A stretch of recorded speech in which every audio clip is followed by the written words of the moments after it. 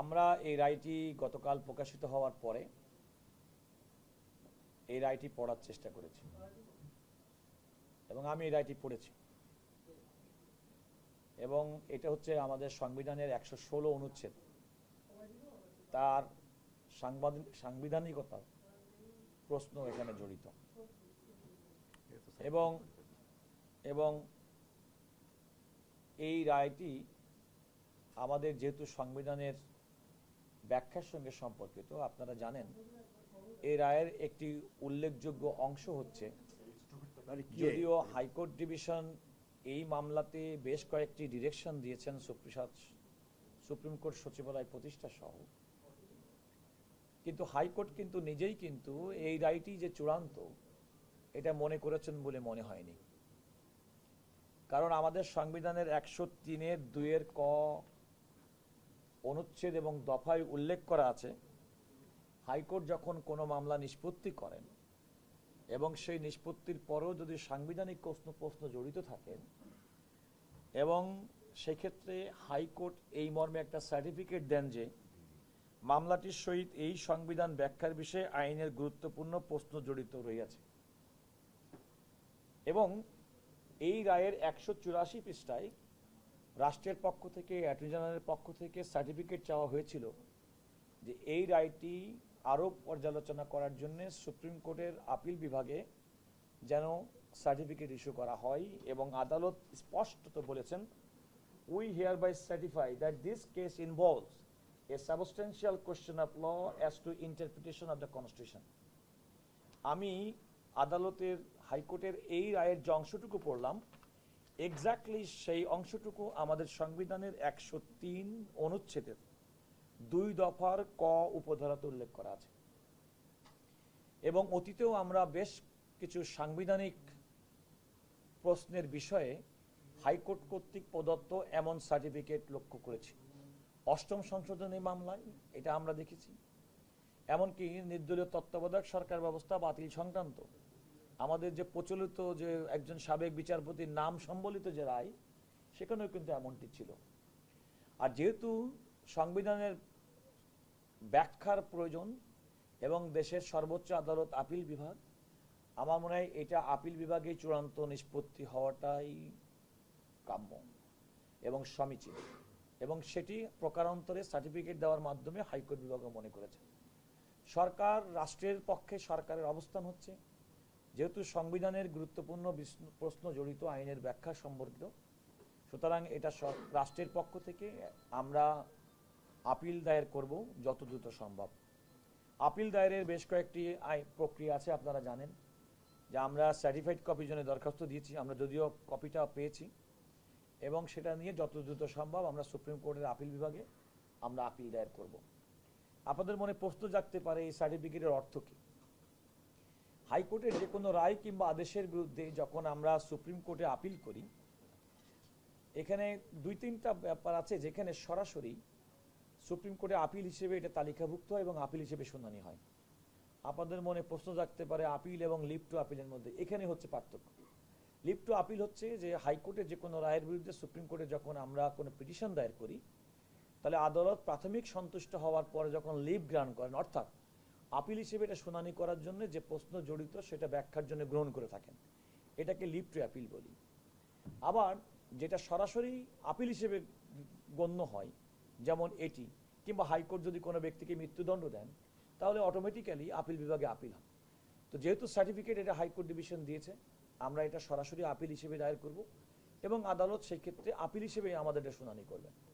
চূড়ান্ত বিবেচনায় এই বিষয়টি, এই সাংবিধানিক প্রশ্নটি দেশের সর্বোচ্চ আদালত কর্তৃক সিদ্ধান্ত হবে। এখানে আরেকটা বিষয় বলা আপনাদের জন্য খুবই জরুরি, সেটি হচ্ছে যেহেতু বিষয়টি আপিলের চূড়ান্ত বিবেচনায় নিষ্পত্তি হবে আপিল বিভাগে, আমার দৃষ্টিতে এবং আমাদের অভিমত হচ্ছে এই রায়টি অর্থাৎ হাইকোর্ট বিভাগের এই রায়ের কার্যকারিতাটা এখন থেকেই আসছে না, এটা চূড়ান্ত বিবেচনার পরে এই রায়ের কার্যকারিতা আসবে বলে আমি মনে করি। আরেকটা বিষয় খুবই সতর্কভাবে আমাদের খেয়াল রাখতে হবে যে দেখুন, পুরা বিষয়টি কিন্তু আমাদের সুপ্রিম কোর্টের সঙ্গে সম্পর্কিত। কারণ এখানে যে সচিবালয় প্রতিষ্ঠার কথা বলা হয়েছে, সেটা হচ্ছে সুপ্রিম কোর্ট সচিবালয়, স্বতন্ত্র সচিবালয়, এবং বিচারটি এবং এটাতে বিচারিক প্রক্রিয়া এবং রায়টি দিয়েছে কিন্তু হাইকোর্ট বিভাগ, সেটা সুপ্রিম কোর্টের অংশ। আমরা এখন যে মামলাটি কিংবা যে আপিলটি আপিল বিভাগের শুনানি করবে সেটাও কিন্তু সুপ্রিম কোর্ট করবে। সুতরাং সুপ্রিম কোর্ট কিন্তু তার নিজস্ব বিষয় বিবেচনা করবে এবং ব্যাপারে তার সিদ্ধান্ত দিবেন।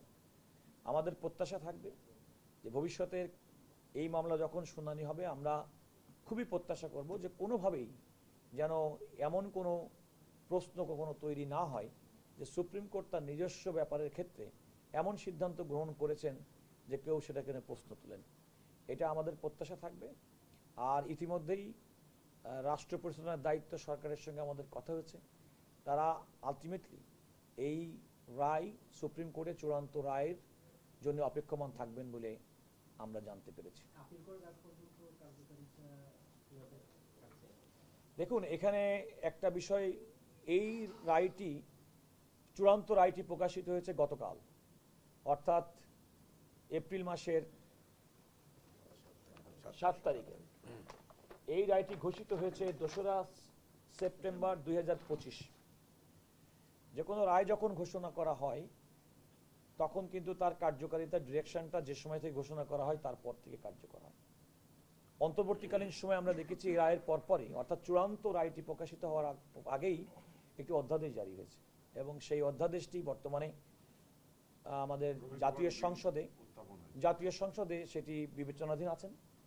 এবং সুতরাং এই রায়ের পরপরই কিংবা পূর্ণাঙ্গ রায় প্রকাশের আগেই অধ্যাদেশ জারির যে বিষয়টি সেটি হচ্ছে সংসদের কাছে এখন বিবেচ্য রয়েছে এবং সংসদ তার স্বীয় বিবেচনায় স্বাধীন স্বতন্ত্র সিদ্ধান্ত গ্রহণ করতে পারবেন। সেক্ষেত্রে 12 তারিখ তো অধ্যাদেশগুলো গ্রহণ করার লাস্ট ডেট। এখন একটা এটা আপনারা করেছেন, আপিল করবেন, এই যে একটা সংকট তৈরি হচ্ছে, কিন্তু সচিবালয়ের কাজ এদিকে শুরু হয়ে গেছে, ওনারা কাজ করছেন। এই ক্ষেত্রে যদি 12 তারিখ পার হয়ে যায় সেক্ষেত্রে যারা কাজ করছেন সেটা বন্ধ হবে কিনা, অথবা এই প্রসঙ্গে ভবিষ্যতে সংসদ এবং বিচার বিভাগের যে মুখোমুখি অবস্থান হতে পারে কিনা। কারণ হলো যে যেহেতু এই বিষয়টা অধস্তন বিচারকদের স্বাধীনতার প্রশ্ন এখানে জড়িত, কিন্তু প্রায় আমরা তো আগেও দেখেছি যে এই প্রসঙ্গে যখনই আসে তখনই এই সরকার ক্ষমতা থাকে এই বিষয়গুলো একটু মানে আনহেলদি ওয়েতে তারা মুভ করে। সেক্ষেত্রে এইখানেও কি সেটি হয় কিনা? না, আমি এমনটি মনে করি না। এটা মনে রাখতে হবে, আমরা কিন্তু একটা পদ্ধতি থেকে আরেকটা পদ্ধতিতে উত্তরণের ক্ষেত্র। সুতরাং আপনি যাই কিছু বলেন না, কিন্তু নতুন কোনো ব্যবস্থাপনা না, ব্যবস্থাপনা হচ্ছে ম্যানেজমেন্টের ইস্যু। সুতরাং এই ক্ষেত্রে এই মাঝখানে ঘটে যাওয়া কোনো ঘটনার কারণে আমাদের বিচার বিভাগের ফাংশনের ক্ষেত্রে, তার কার্যক্রম চালিয়ে যাওয়ার ক্ষেত্রে কোনো রকম ধারাবাহিকতা ক্ষুণ্ণ হবে না। আরেকটি বিষয় হচ্ছে, এটি গণতান্ত্রিক সরকার, দেশের জনগণ ভোট দিয়ে সরকারকে নির্বাচিত করেছেন এবং এই সরকার পরিচালনার ক্ষেত্রে যে রাজনৈতিক দল তাদেরও স্বাধীন বিচার ব্যবস্থার প্রতি কমিটমেন্ট আছে। তারা বিচার বিভাগের স্বাধীনতায় বিশ্বাস করেন এবং তারা মনে করেন যে একটা সুস্থ এবং একটা শক্তিশালী বিচার ব্যবস্থা বাংলাদেশের গণতন্ত্রকে পরিশীলিত করতে, গণতন্ত্রকে এগিয়ে নিতে, মানুষের প্রত্যাশা পূরণের জন্য সবচেয়ে জরুরি। এবং আমি বিশ্বাস করি যে বর্তমান সরকার তারা এই অঙ্গীকারগুলোর প্রতি সম্পূর্ণভাবে অঙ্গীকারবদ্ধ এবং ইতিমধ্যেই মাননীয় আইনমন্ত্রী মহোদয় জনাব মোহাম্মদ আসাদুজ্জামান বলেছেন যে এগুলো আরও পর্যালোচনার প্রয়োজন আছে এবং এগুলো ক্রমান্বয়ে এগুলো করা হবে। সুতরাং জনগণের জন্য এবং রাষ্ট্রের জন্য উপকারী যে কোনো সংবিধানসম্মতভাবে যে কোনো সংশোধনী গ্রহণ করা, যে কোনো প্রতিষ্ঠান গড়ে তোলা কিংবা কার্যক্রম বিন্যস্ত করার ক্ষেত্রে এই সরকারের আন্তরিকতার কোনো অভাব নেই। এবং যেহেতু এই সরকার মাত্র কাজ শুরু করেছেন এবং তার সামনের দিনে আগামী দিনে চলতে হবে এবং তারা সুন্দরভাবে চলার জন্য অবশ্যই রাষ্ট্রের 3টি অর্গান, এক্সিকিউটিভ বিভাগ, আইন বিভাগ এবং বিচার বিভাগ, তারা স্বতন্ত্রভাবে কাজ করবে ঠিকই, কিন্তু রাষ্ট্রের প্রয়োজনে, দেশের প্রয়োজনে, গণতন্ত্রের প্রয়োজনে, আমাদের বিচার বিভাগের স্বাধীনতার জন্য, মানুষের ন্যায় বিচার প্রাপ্তি সুনিশ্চিত করার জন্য তারা পরিপূরকভাবে কাজ করবেন। এটাই হচ্ছে আমাদের প্রত্যাশা। রাষ্ট্রের অবস্থানটা কি, মানে সুপ্রিম কোর্ট সচিবালয় থাকবে না থাকবে না, আরেকটা অবস্থান আদালতের বিচারকদের যে নিয়ন্ত্রণ সেটাকে আইন মন্ত্রণালয়ে থাকবে নাকি সুপ্রিম কোর্টে থাকবে? আপনার অবস্থানটা কি? দেখুন, আমি তো প্রথম কথা হচ্ছে আমি তো সরকারের মুখপাত্র নই। আমি সরকারের অবস্থান ইতিমধ্যে আপনারা পার্লামেন্টে আইনমন্ত্রী মহোদয় বলেছেন যে বিচার বিভাগকে পৃথকীকরণ করা, বিচার বিভাগের স্বাধীনতা সুনিশ্চিত করা, মানুষের ন্যায় বিচার প্রাপ্তির বিষয়টি এই সরকারের রাষ্ট্রের অন্যতম অঙ্গীকার। আমরা যেটা মনে করি, যেহেতু আইনগতভাবে সাংবিধানিকভাবে এই রায়টির মধ্যেই হাইকোর্ট বিভাগ স্পষ্টত উল্লেখ করেছেন যে তারা যে সমস্ত ডিরেকশনগুলো দিয়েছেন সচিবালয় স্বাধীন স্বতন্ত্র সচিবালয় প্রতিষ্ঠা সংক্রান্ত, এগুলোই কিন্তু আলটিমেটলি সাংবিধানিক প্রশ্ন, আইনি প্রশ্ন, যেগুলো সংবিধানের 103 অনুচ্ছেদ অনুযায়ী আপিল বিভাগে আপিলের মাধ্যমে চূড়ান্ত নিষ্পত্তি হবে। এবং আমি মনে করি যে এত বড় একটা সাংবিধানিক বিষয় আপিল বিভাগের চূড়ান্ত নিষ্পত্তির মাধ্যমেই আসলে এটা হওয়া উচিত। শূন্যতার হবে আমি শূন্যতা হওয়ার কোনো কারণ দেখি না, কারণ আপনি যাই বলেন না কোনো, এই যাবৎকালে আপনি যেটা বললেন যে সচিবালয়ে যে সমস্ত পোস্টিং হয়েছেন তারা তো সবাই জুডিশিয়াল অফিসার বিভিন্ন জায়গায় কর্মক্ষেত্রে ছিলেন। সুতরাং আমার মনে হয় বলছেন যে আপিল বিভাগে এটা নিষ্পত্তি হবে, একদিকে হাইকোর্টের রায়, ওদিক দিয়ে আবার ঐতিকরণ বিল উত্থাপন করা হয়েছে, যেটা আলোচনার জন্য আছে। তো বিষয়টা কি দাঁড়ালো? বিষয়টা দাঁড়ালো হচ্ছে আবার যে আপনি বলছেন সরকারের ওইটার দিকে ইচ্ছা আছে, ইচ্ছার সাথে কি বিলটা কি যায় কিনা? আমি একটা কথা মনে করে রাখবেন, কারণ একটা অধ্যাদেশ কিন্তু আপনারা নিশ্চয়ই জানেন, অধ্যাদেশ জারি হয় যখন সংসদ না থাকে, এবং সেই অধ্যাদেশ সংসদ গঠনের প্রথম অধিবেশনে অধ্যাদেশগুলো উত্থাপন এবং 30 দিনের মধ্যে নিষ্পত্তি করার একটা সাংবিধানিক বাধ্যবাধকতা রয়েছে। অনেকগুলো 133টি অধ্যাদেশ অন্তর্বর্তীকালীন সরকারের সময় গঠিত হয়েছে, অনেকগুলো সম্পর্কে অনেক পর্যালোচনার বিষয়। যেমন এই একটি বিষয়, যেমন আমি গতকাল এই রায়টি পড়ার আগ পর্যন্ত জানতামই না যে হাইকোর্ট বিভাগ এই রায় দেওয়ার মাধ্যমে সুপ্রিম কোর্টের আপিল করার জন্য সংবিধানের 103 অনুচ্ছেদ অনুযায়ী সার্টিফিকেট দিয়েছেন। তো সার্টিফিকেট দেওয়া আছে, এটা তো আলটিমেটলি চূড়ান্তভাবে নিষ্পত্তি হবে সুপ্রিম কোর্টের আপিল বিভাগে। আমার ধারণা আমি তো এটা জানতাম না। তো এটা তো একটা সাংবিধানিক, এটা আইনি প্রক্রিয়া। এই আইনি প্রক্রিয়া কিন্তু রাষ্ট্রের পক্ষ থেকে অ্যাটর্নি জেনারেল অফিস থেকে করা হয়নি। যে আদালত রায় দিয়েছেন সেই আদালতে কিন্তু পরবর্তী প্রক্রিয়া, আইনি প্রক্রিয়াটা বাতলে দিয়েছেন। তো আমাদের দায়িত্ব হবে তো সেই প্রক্রিয়াটা এক্সজস্ট করা।